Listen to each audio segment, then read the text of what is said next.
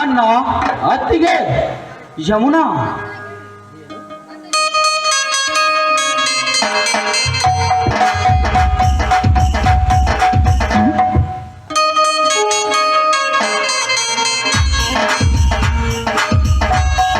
ಯಾರೂ ಇಲ್ವಲ್ಲ, ಎಲ್ಲರೂ ಎಲ್ಲಿಗೆ ಹೋಗಿರಬಹುದು? ತಮ್ಮನು ಜೈಲಿಗೆ ಹೋದನೆಂಬ ಚಿಂತೆಯಲ್ಲಿ ತಲೆ ಕೆಡಿಸಿಕೊಂಡು ಎಲ್ಲಿಯಾದರೂ ಹೋಗಿರಬಹುದೇ?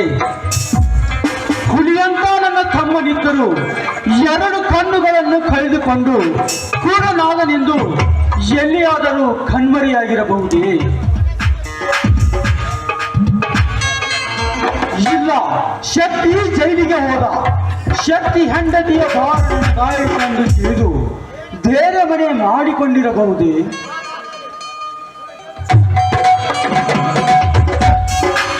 ಹಾಗಾದರೆ ನನ್ನ ಹೆಂಡತಿ ಇಲ್ಲಿ ಇರಬೇಕಿತ್ತಲ್ಲ.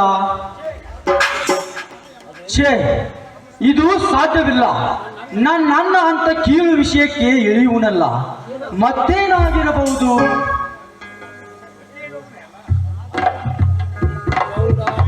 ಆ ಗೌಡ ನಾಗರಾಜನ ಗುಂಪಿನಿಂದ ಏನಾದರೂ ಅನಾಹುತ ಸಂಭವಿಸಿರಬಹುದೇ? ಏನೆಂದು ತಿಳಿದುಕೊಳ್ಳಲಿ ನನ್ನ ಮನೆತನದ ವಿಷಯವನ್ನು.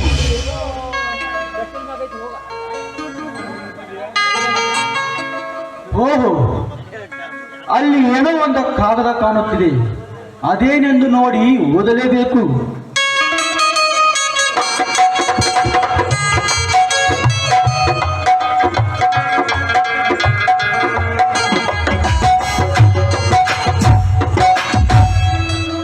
ಇದು ನನ್ನ ಯಮುನೆಯ ಪತ್ರ. ಇದನ್ನೇಕೆ ಇಲ್ಲಿ ಇಟ್ಟಿದ್ದಾಳೆ? ಓದಿ ನೋಡಲೇಬೇಕು.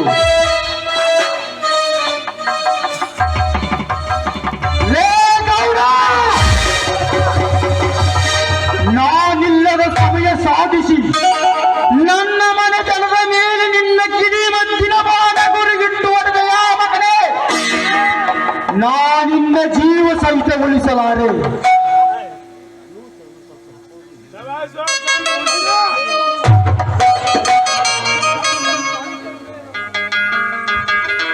ಪವಿತ್ರ ಹೃದಯದವರಾದ ನನ್ನ ಹೆಂಡತಿ ಅನ್ನ ಅತ್ತಿಗೆಯನ್ನು ಅಗಲಿಸಿದ್ದಲ್ಲದೆ ನನ್ನ ಹೆಂಡತಿಯ ಶೀಲಕ್ಕೆ ಕಾರಣವಾದ ನಿನ್ನ ರುಂಡವನ್ನು ಕತ್ತರಿಸಿ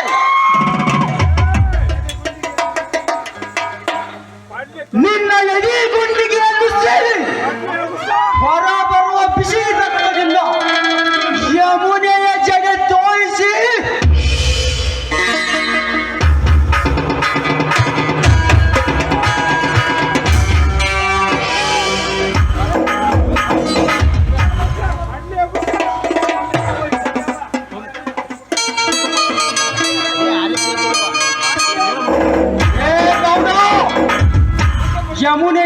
ಯಮುನೆಯ ಜಡಿ ತೋರಿಸಿ ಈ ಸನಾತನವಾದ ಕಂಡುಕೊಡಲಿಯಿಂದ ನಿನ್ನ ಗುಂಪಿನವರ ಒಬ್ಬೊಬ್ಬರ ರುಂಡವನ್ನು ಕರೆದು ನನ್ನ ಹೆಂಡತಿ ಅನ್ನ ಅತ್ತಿಯರಿಗೆ ಹೂಮಾಲೆ ಮಾಡಿ ಹಾಕಿ ಅವರ ಪಾದ ಪದ್ಮಗಳಿಗೆ ರಕ್ತಾಭಿಷೇಕ ಮಾಡದಿದ್ದರೆ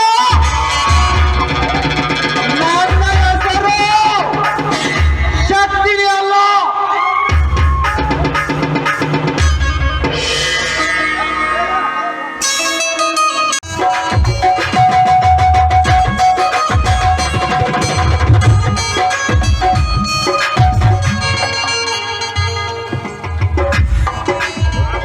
ಸಪ್ತಪದಿ ತುಳಿದು ಬದುಕಿದ್ದೀರಿ ರೈತ, ಮತ್ತೆ ಮೇಘರಾಯನಾಗಬಹುದೇ?